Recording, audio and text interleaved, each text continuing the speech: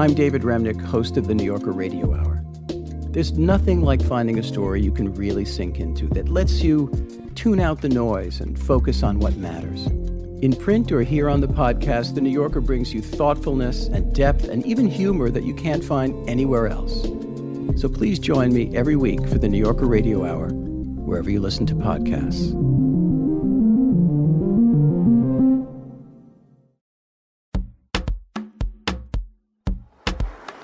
Okay, today's the 1st of June 2022. I'm at Heritage Museum in Alexandra. This place is actually opposite where Nelson Mandela stayed. So I'm guessing that's the house he stayed in. But yeah. Hi, Marianne Nobele here with part 2 of I Will Not Grow Old Here. As you know, I live in Alexandra Township, a place I love, but I also can't wait to leave. Yes, both things are true. I live with my family on Lion Crescent. Actually, it's been renamed for another lion, Japie Vilankulu, a famous protest leader in South Africa's youth uprisings of 1976. Whenever you talk about apartheid in history, it's always Soweto, but a lot of people don't acknowledge Alexandra for its history and what happened to it during apartheid and why it's like this. I'm visiting the Alexandra Heritage Center because I want to get a better sense of the history young people like me contend with, especially the 70% who are unemployed. And I also heard there was a black and white picture of Japie here, the last picture ever taken of him. He was 23, like me.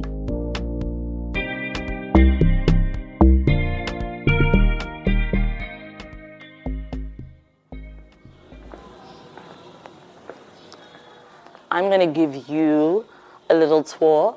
On entry, there's these like screens. The museum should be packed with visitors, but they slowly stopped coming. Museum staff, they told me that people were getting mugged and harassed outside on the streets. So today, I'm the only one here. It's not what I expected, but like, okay, nobody will look at me like I'm crazy for talking to myself.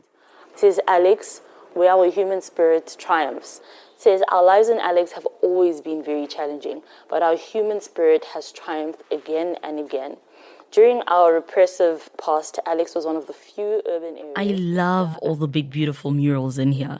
The ones celebrating life and our fight for freedom, and how creative people from Alex are. I stand on the shoulders of so many.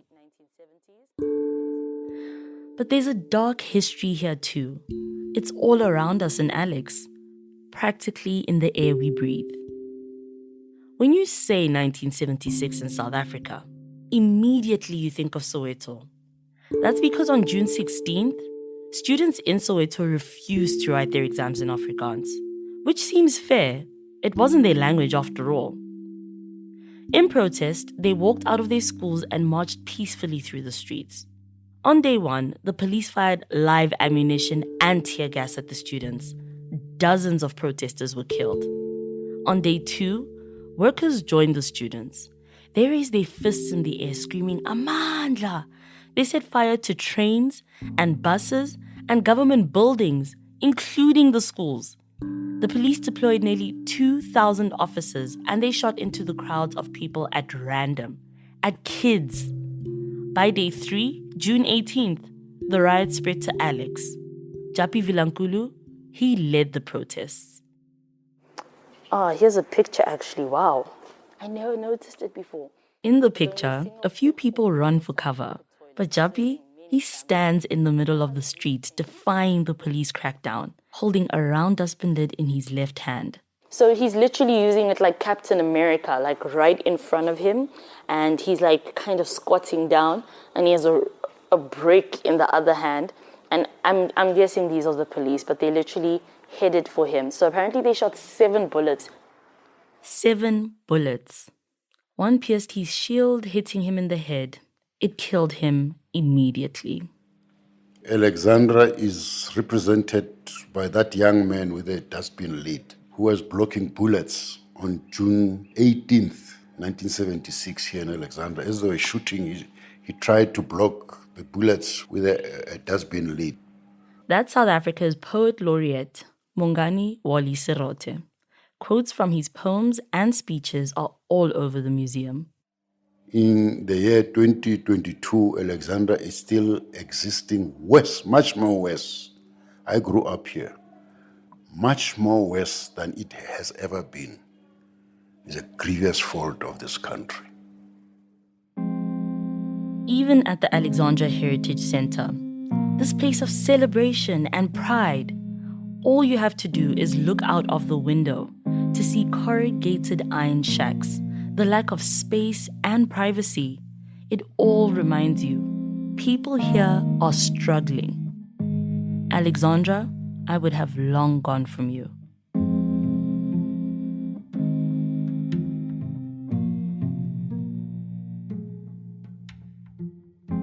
The story of Alex is a little murky. Most historians say it starts in 1904. That's when a wealthy farmer bought the land. He hoped to sell the plots to white families, but the land was wet and muddy and white people refused to move in. So in 1912, the farmer went with Plan B. He offered plots to black tenants. That's how Alex got its start as one of South Africa's oldest black townships. People came from all over the country to find work closer to the city, but they didn't have many options. The education system was designed to push black people into unskilled work. In fact, manual labor for black people was the law. Men could become miners and gardeners, women, nannies and cleaners. They were the black workers who built white South Africa. So how did it feel the first time you actually saw a white person? I thought they all looked the same. Really? That's Mary Rose, my grandma. She was born in a Bantustan. Bantustans existed to keep black people away from white areas, unless they were working there. And even if they were working there, they weren't allowed to establish themselves and make a new home there. She moved to Alex when she was 19, around 1977. I thought she'd have a zillion stories about apartheid and the old days. She had none. I'm thinking even me, it did not affect me much. I hear my parents talking differently, that they don't like it, they hate it. But for me, if I were to do things in my way, this new government that we have, I never really liked it because I knew such things were going to happen. Yeah, I knew, I could see it coming, that it was going to be like the way it is now.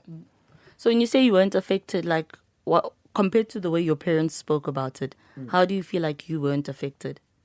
You see, you cannot feel something that did not happen to you. That's what I mean. Yeah. And did you ever experience like racism, like where white people looked down at you or treated you badly? Did it ever happen to you in apartheid? No. I won't lie, I'm slightly confused by this. Just imagine what life was like for my grandma. She lived through the worst years of apartheid. Her family was separated. The police raided Alex constantly. She was forced to carry a passbook, which meant the police tightly controlled her movement. The movement of everyone, really, who wasn't white. Schools were segregated. Sports were segregated. Apartheid literally touched every aspect of life. And yet, she says her life hasn't changed since the end of apartheid. My grandma says she was lucky. She had a job outside of Alex, and her white boss was nice to her on the daily. So I guess she was somewhat insulated. But if she feels she had it relatively good during apartheid, what about now? Black people have it so much better now. She must surely see how many more privileges she has post-apartheid. No. Between apartheid and now, like you're still living as the same Mary Rose, Diana, going through life, trying to make the best of it and everything. Yeah. I think that's a blessing, hey? I really think you're blessed to have experienced life that way, like never being beaten up because you're black or denied opportunities because of the color of your skin. I don't think many other black people can actually say that. Yeah, it's true. One of the things my gran says still surprises me. In fact, I'm a little embarrassed to admit it. My gran prefers the old days. She says strip away the apartheid, do away with the racism and the oppression, but run the government like it was back in the day. It would be much, much better. Personally, I would really change it to be back to what it used to be compared to what it is now. My mom, Penny, she agrees with my grandma. She says Alex, as bad as it was better back in the day. It was not the cleanest place. It didn't have so many shacks like it does now. We had a pavement. Now we don't have pavements. There's just water all over the streets because there's a tap or drain or whatever that's burst. And the mindset of the people has changed. They want everything for free. There's too much entitlement. People feel they need to get everything for free.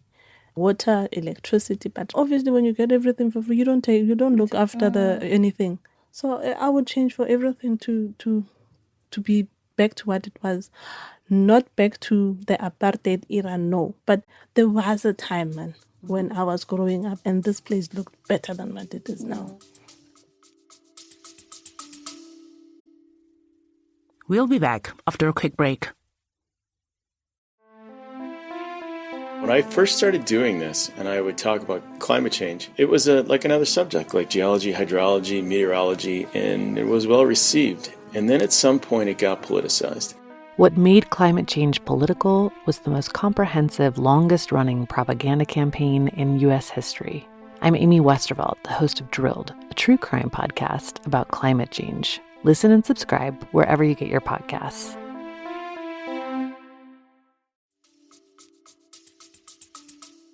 My mom and my gran are not alone. Many South Africans who lived under apartheid blame the current government for our problems. I get it, but sometimes I feel like they forget our past. And like my mom, they sometimes even blame my generation. They call us lazy and entitled. I'm not so sure. Some young people I've met are just tired of waiting for life to get better. And then there are the people who live in the hostels. I wonder how life could possibly get better for them. Now, most people are scared. They're scared to enter the hostel because of the history around it. Although they don't know it has changed. It was no place for a female. It was only for male. That's Pindile Nkosi, and she offered to show us around. Pindile is a long-time resident of Madala Hostel. She also helps the youth living in the hostel to do their homework and to buy sanitary pads, and she even finds a way to provide them with a daily meal. We are heading to the main entrance. Right now we are walking on the side of the hostel. Forward to the main I never thought I'd dare to come here. People have always warned me to stay away from the hostels. And looking around, I'm still worried. No, I'm still kind of... Because I'm looking at the people through the windows. They're like looking at us. And I'm just trying to figure out what are they thinking. There are some boys staring at me. Maybe it's because I'm wearing pants.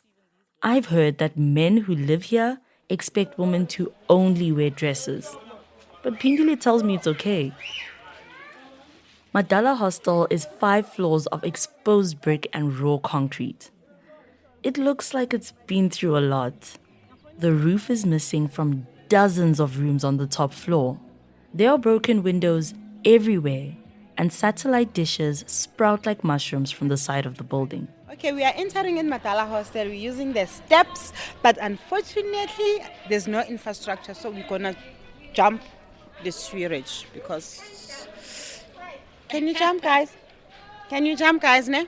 No choice. Yes, you don't have a choice. Let's jump this sewerage so that we go... That's a big jump. Like, it's at least... No. You'll compromise. That's Darshan. He's my producer. You'll hear him from time to How to time. describe this puddle? Yo, it's gross. It's green. It's bath water, toilet water. This water's been here forever. Since forever. Let's just say since forever. When Pindile moved into Madala Hostel with her mom, she was 5. That was over 30 years ago. She knows everyone here. She is proud of the hostel. She wears it like a badge. It has days to be quiet. It has days to be scary. It has days to be like a happy family, like all other places. Hostels have a long history in South Africa. The government wanted to build 25 hostels in Alex in the 70s. big dormitory-style buildings for the migrant workers who crammed into Alex. The government claimed the hostels would offer better housing. In fact, the government literally described them as luxury hostels in park-like surroundings. In reality, hostels were largely about control, crowd control for starters. If thousands of people are living in one big building rather than separate homes, authorities can restrict movement more easily. They also controlled population growth. Men and women had to live in separate hostels, which meant that married couples weren't allowed, and obviously there was no space for children. In the end, only 3 hostels were built in Alex. Madala was built in 1971. Today, it's home to families who come from all over the country in search of a better life. Pindile says there's probably around 10,000 people who live here, but it was built for less than 5,000. And so what do people pay to stay here, Pendila? No. This is not a paying place. No one is paying. As you can see, they are packed. All of them have people inside. Really? Not even one is like Not empty? even one is empty. Yo, I thought All of them are occupied. All of them are occupied. But we have Each floor has its own communal bathroom and kitchen. They shared by hundreds of people. And at night, residents walk along pitch black corridors because the light bulbs are missing. I also noticed these massive steel doors on each floor. They were meant to seal off sections of the hostel to control access and prevent protest, but they don't work anymore. I never had a first night because I was born in here, so I don't remember the first night. One of the first people we met is Nelisiwe Ngumalo. She's 23. She's lived at Madala her whole life. And like me, she volunteered at Alex FM. But she's not there anymore. Now she's studying so she can find a good job. So just kind of looking at the hostel, what are some of the things you like about the space? Is there anything I like about the space? Okay, what I can say I like about the space is... What is it that I like about this place? Is that the people are welcoming in this place. I can just say that most people around the location, they believe that this is it's a violent place. So it's not like that. It's not like how they believe. So as you just entered right now, maybe you were expecting something. I was worried. So you have seen right now that, okay, it is happening sometimes due to whatever circumstances that I may not understand, but it's not that's who we are, that's how we live in the... It's not that different from the rest of Alex, Kahle. It's not different from the rest of Alex, that's what I can also say. Other people we spoke to talked about how welcoming this community is. But we also heard about robberies at night, shootings, fights over access to water, bad plumbing. One person said the best thing to do would be to demolish Madala and start over. Now there's a new mayor, Mpho Palazzi. And I know she talked about Alex and she said we need to repair Alex when she got voted in. better music. Better music. That's Duduzile Mthembu. She's 68 and one of the leaders of Madala Hostel. Duduzile has lived here since 1994. She's heard the city's promises many times over the years. The nice music are going to replace Alexandra, are going to fix Madala. That's a nice music for everybody. Everybody, they come here, they make promises, but they didn't fix the promises.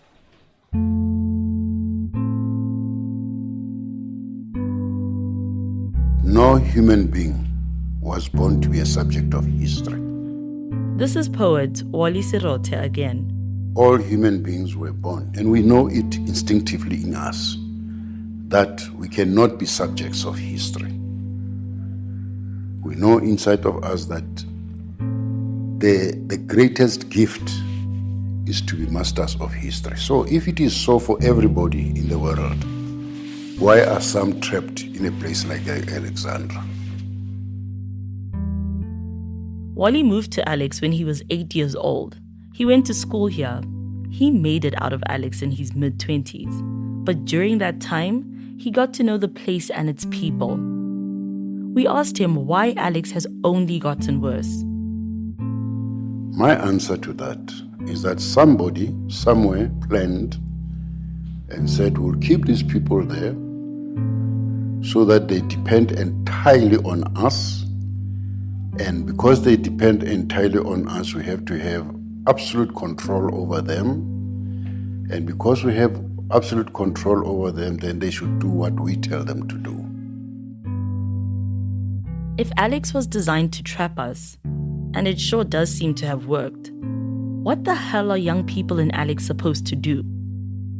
Wally and I talked for a long time about the 70%, about how poverty traps, and how I don't want to be trapped. Wally said some of his friends made it out of Alex. They became doctors and lawyers and journalists. I mean, even Wally is a renowned poet. That's inspiring to hear, but there's a big sense of hopelessness, and that getting out of Alex or being able to live comfortably or successfully outside of Alex is a dream. Like the difference between our two generations, that your generation had dreams and chased them and saw them as things that could be real. Whereas for mine, it's like they want to chase them, but it's like, how real can it be? First of all, if we were to assess what happened to my generation, I believe that the majority fell through. They were done. I believe it's the same now. The majority will be done. The majority will be done. That's a dire prediction. The truth is, poverty is punishing. Social welfare helps people survive when they're out of work. But let's be honest, there ain't nobody getting rich off of those tiny checks. We'll be back after a quick break. Have you listened to Coming Out Stories? We're a podcast based in the UK, but we've been chatting to LGBTQ plus people from all over the world for the last 7 years. In that time, over 150 people have shared their own awakenings and those intimate conversations that they've had with family and friends. We hope, however you identify, you find a story to relate to and inspire you. You can listen on Spotify or wherever you get your podcasts.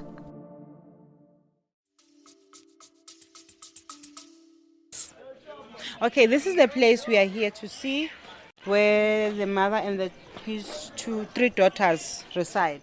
Back at Madala Hostel, Pindile introduces us to Busi. This is my home. This is my two sisters, my twin sisters. Busi is only 19 years old. She lives with her mom and her two sisters in a single room, around 3 square meters in size. She showed us the 2 beds for the 4 of them. And this is our table. Sidlela lana, having dinner.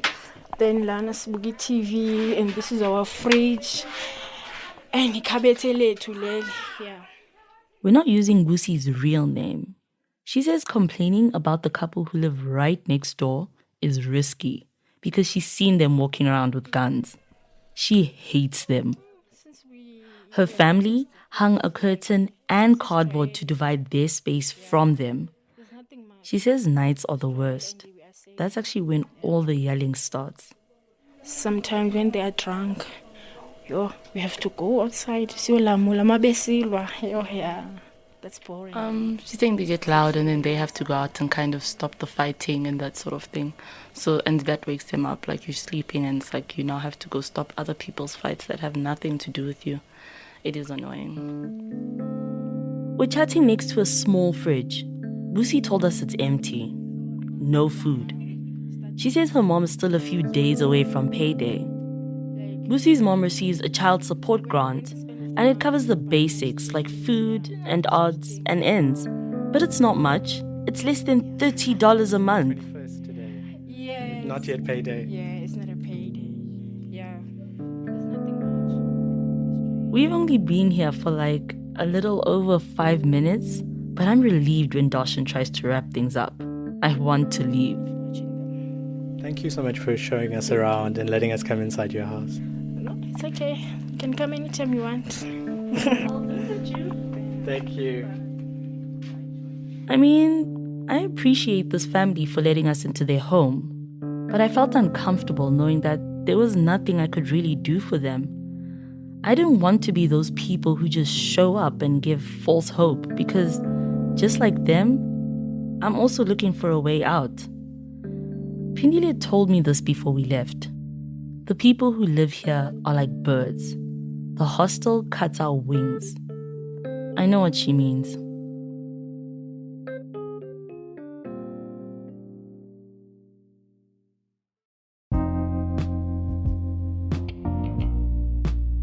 You know, I left Alex for a while.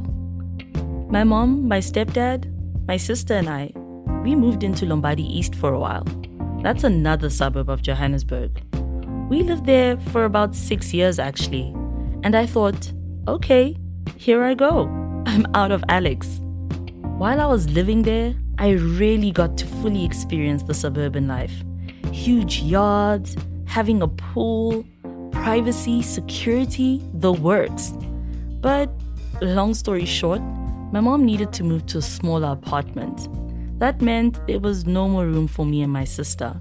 We had to move back to Alex while my mom figures out how we can comfortably live together again. So yeah, this bird didn't fly too far. But wow, that trip to the hostel, it reminded me that I'm still one of the lucky ones. Sometimes, I wonder what makes me different. This is Marianne. I am reporting live from the Steve Biko Foundation talk. It was a discussion about how young black females who are unemployed because they are graduates are struggling. Oh my goodness, is that what I sounded like? That's me from a few years ago. I was a youth reporter at Alex FM, our community radio station. I know, I sound like such a newbie. But hey, we all gotta start somewhere, right? Even back then, I was interested in unemployment. Knowing that unemployment is such a big thing in South Africa, how were you lucky enough to actually find a job? Well, firstly, I always say I am blessed, not lucky. I was one of the scholars for primary. Working at Alex FM really changed my life. It gave me the confidence to be me. I learned about my community by conducting interviews, and I'm a better public speaker. Speaking good English in this country opens a lot of doors for you. It opened them for me. It's a sign of good schooling, and let's be honest, the way you speak in South Africa is a sign of your privilege. In fact, I was just talking to my sister Hloni about this not too long ago. I'm not gonna say people in Alex English what or anything, but I feel like it's benefited me in a way that I can speak English much more clear. Like, I'm well spoken. Let me say that. I'm well spoken, and you know, whenever I speak English in Alexandra to people in Alexandra, it's always like, yo, was hoa, yo, her English, posh, and everything, you know. Hloni and I hate it when people say, oh, you're stupid because you don't speak English. That's so not true. Because English has got nothing to do with how stupid or clever you are. It's got to do with the education you received. Hloni wants to study at university to become an English teacher. Yeah, I really want to help people get better in English, just so that we don't have this thing of, you can't speak English, ha ha ha, bye. Ha ha ha, bye. My sister's pretty funny. But she's also right. A lot of entry-level jobs will say English is a requirement for this position, and speaking it well sets you apart from the crowd. In Sesotho, we talk about people who speak English through their nose. You know, people who speak like this. My friend Ste hasn't always felt at home around people who speak like that. When we first met at Alex FM a few years ago, she was surrounded by it.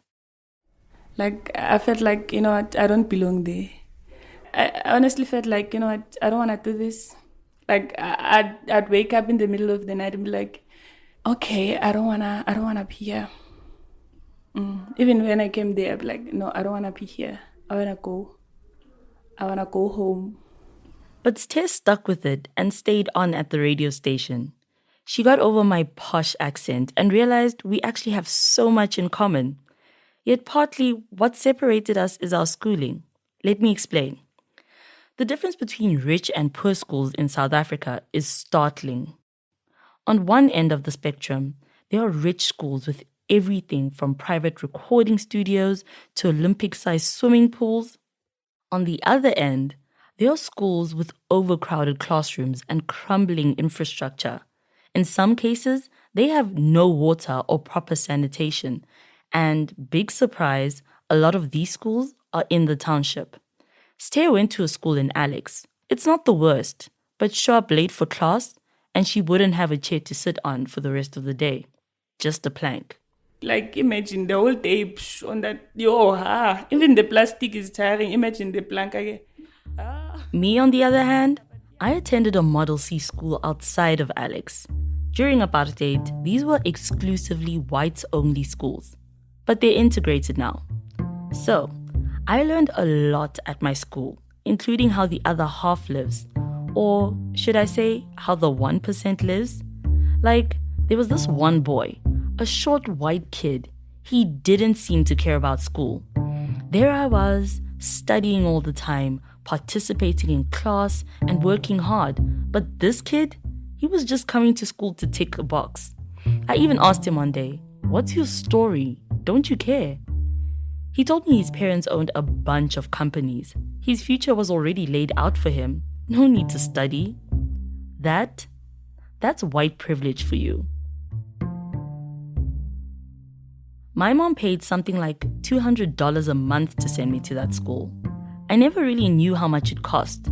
My mom didn't like talking to us about money, but I knew she worked hard to provide for us. Going to a Model C school standardized English in my life. Because of that, speaking English comes naturally to me. It's not like I'm proud of it or anything, but it has helped. I guess that's because we're still living in the white man's world. But the real reason my English is what it is because of my mom. She made sure to teach us English, even before we got to preschool. If you think about it, everything is in English. Business world is English. So if you are confident and you know how to put yourself out there, it makes life easy. My mom also went to a Model C school. Black people were finally allowed to attend whites-only schools in the 1990s when the restrictions were loosened. My mom was one of the first black kids from Alex to get in, and it gave her an advantage over her peers. She's given me that advantage too. I believe that my mama did her best for us, and I couldn't do less for my children. When I start a family and live outside of Alex, I'll make sure my kids have those opportunities. But when? When? Because life is really messing with me right now. Just the other day, this happened. So I wasn't really up last night. I just barely slept. And I realized that as much as like my mental health is probably better than it's been in a very long time, I'm a very stressed out hun. Like, I'm highly So back in 2020, I had a serious battle with myself.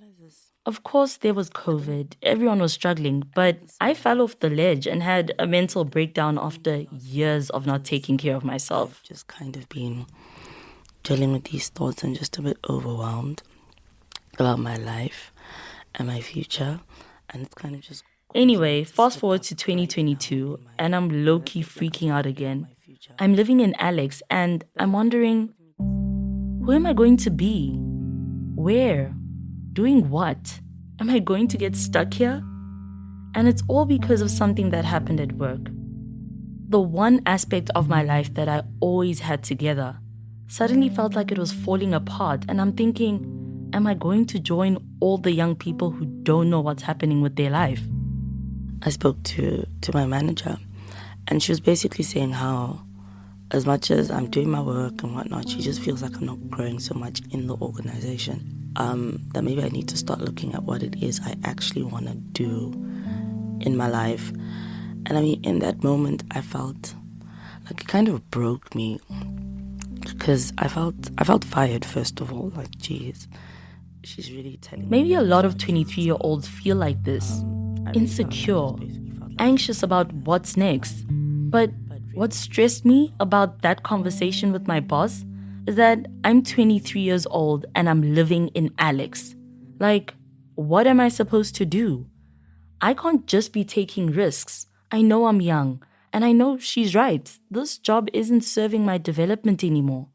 But how do I take risks? How do I push myself to grow when South Africa makes it so difficult for young people who live in communities like Alex to find work?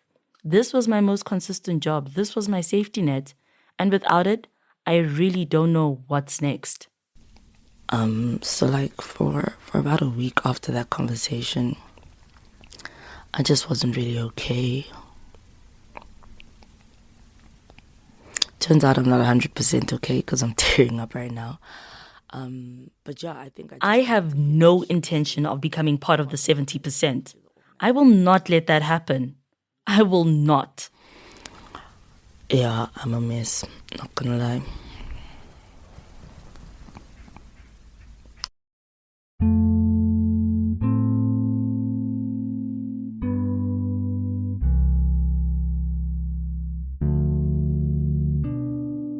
Next time on the final episode of I Will Not Grow Old Here.